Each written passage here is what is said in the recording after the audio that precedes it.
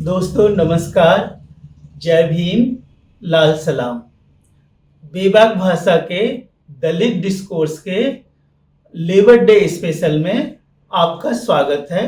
मैं राज वाल्मीकि।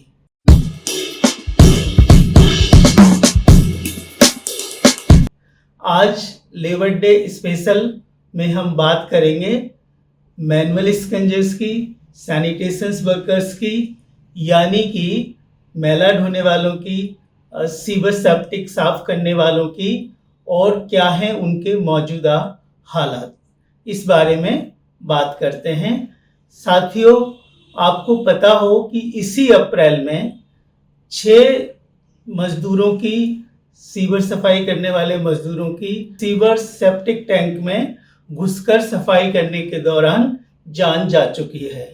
ये हादसे 19 अप्रैल से 26 अप्रैल के बीच हुए। इसमें गुजरात के अहमदाबाद में 2 सीवर मजदूरों की जान गई।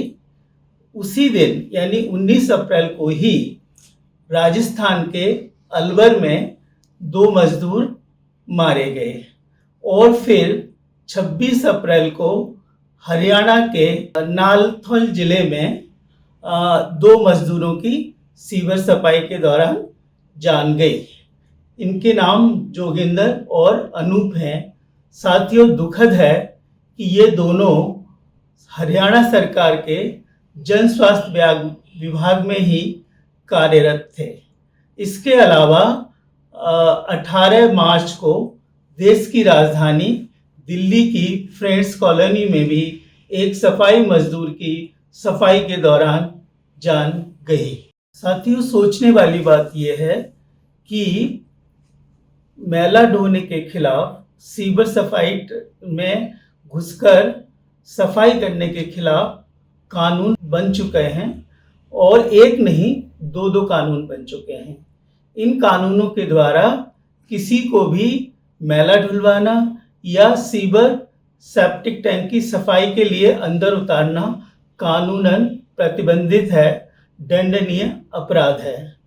आपको बता दें कि मैला ढोने के खिलाफ पहला कानून 1993 में बना था, जिसका नाम था मैला ढोने का कार्य और शुष्क शौचालय निर्माण निषेध अधिनियम।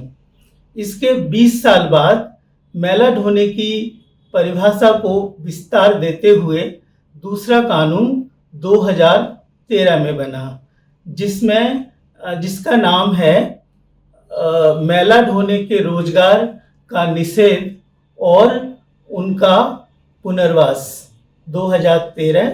इसे शॉर्ट में MS एक्ट 2013 भी कहा जाता है। इस कानून को बनाने के लिए सरकार पर दबाव बनाया सफाई कर्मचारी आंदोलन ने। इस तरह इस कानून के निर्माण में सफाई कर्मचारी आंदोलन ने अपनी महत्वपूर्ण भूमिका निभाई। अब सवाल यही उठता है कि जब मैला ढोने के खिलाफ और सीवर सेप्टिक टैंक में घुसकर सफाई करने के खिलाफ 2 कानून हैं, तो फिर क्यों हमारे सीवर कर्मचारी भाइयों को मौत के सीवरों में उतारा जाता है? कहीं इसके पीछे हमारे देश की जातिवादी मानसिकता तो नहीं, जहां पर सीवर सफाई कर्मचारियों के बारे में ये मान्यता है कि इन लोगों का जन्म तो सिर्फ सफाई के काम के लिए, हमारी सेवा के लिए हुआ है, इसलिए अगर ये सीवर सफाई में मारे जाते हैं तो कोई विशेष ध्यान देने की जरूरत नहीं है। हमारे देश की जातिवादी व्यवस्था ने हमारे मजदूर वर्ग को भी 2 वर्गों में बांट रखा है, और ये वर्ग हैं जाति और वर्ग। इसके खिलाफ बाबा साहब अम्बेडकर ने भी ये बात कही थी कि हमारे देश में कास्टलेस और क्लासलेस सोसाइटी की स्थापना करना जरूरी है। उनका मानना था कि मजदूरों में भी जो कथित उच्च जाति का मजदूर है, वो है दूसरे कथित निम्न जाति के माने जाने वाले मजदूर से अपने को श्रेष्ठ समझता है और उसे नीचा समझता है।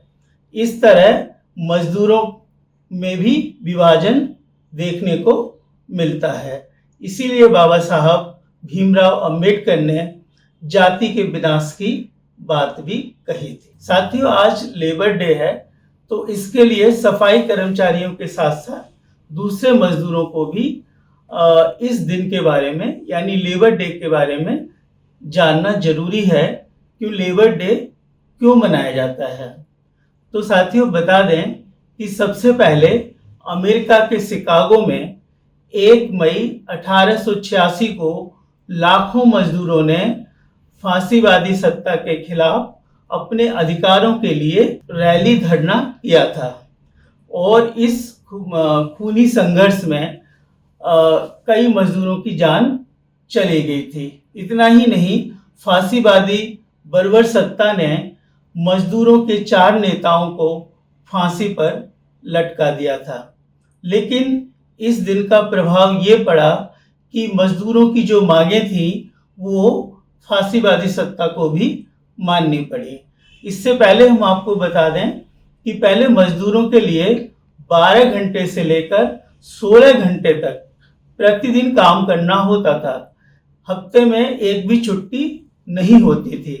तो इसके लिए मजदूरों ने मांग उठाई थी कि हमें 8 घंटे काम करने का अधिकार दिया जाए और हफ्ते में एक दिन छुट्टी दी जाए।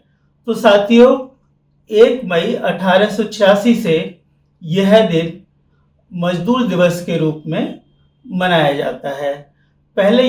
सबसे पहले अमेरिका, कनाडा और अन्य यूरोपीय देशों में इस दिन को मनाया गया और भारत में 1923 से यह दिन मनाया जाता है।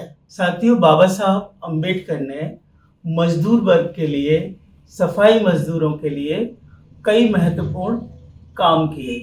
उनका कहना था कि सभ्य समाज वह होता है जो अपने सबसे कमजोर नागरिकों का सम्मान करता है।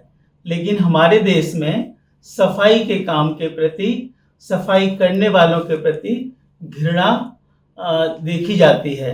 इसलिए उन्होंने मजदूरों की सुरक्षा के लिए, मजदूरों के अधिकारों के लिए, मजदूरों के सम्मान के लिए कई कानून बनाए थे, जिसमें संविधान में भी उन्होंने छुआछूत की प्रथा का अंत कर दिया था। 1942 में जब बाबा साहब कानून मंत्री थे, तब उन्होंने मजदूरों के सम्मान के लिए, उनके अधिकारों के लिए कई सम्मानपूर्ण कानून बनाए थे। उन्होंने कहा था कि जब तक देश के श्रमिकों को सम्मान और अधिकार नहीं मिलेगा, तब तक कोई देश प्रगति नहीं कर सकता। बाबा साहब का सपना था कि एक ऐसा समाज बने जहां श्रमिक वर्ग, सफाई कर्मचारी सिर उठाकर सम्मान के साथ जी सके। उनके विचार आज भी हमें प्रेरणा देते हैं कि हम मजदूरों को सम्मान दें और उनके अधिकारों की रक्षा करें। धन्यवाद।